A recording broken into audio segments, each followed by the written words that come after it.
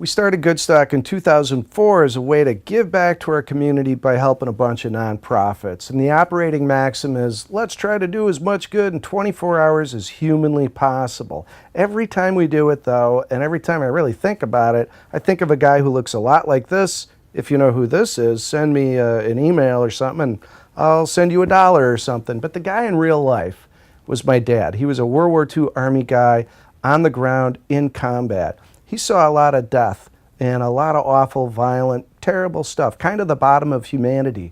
He said it got worse in prisoner of war camps. He was in 3 different camps. He said that was a bigger struggle. So he saw a lot of rotten stuff.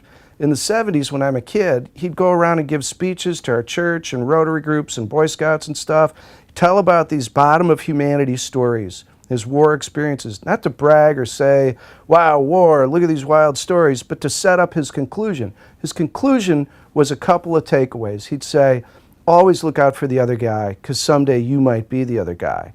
And whether you know it or not, or like it or not, your community does a lot for you, so you ought to do something for your community. It's that spirit that we have, that we use in Goodstock to try to make the world suck a little bit less, but freeze. This really isn't a video about me just telling you about Goodstock.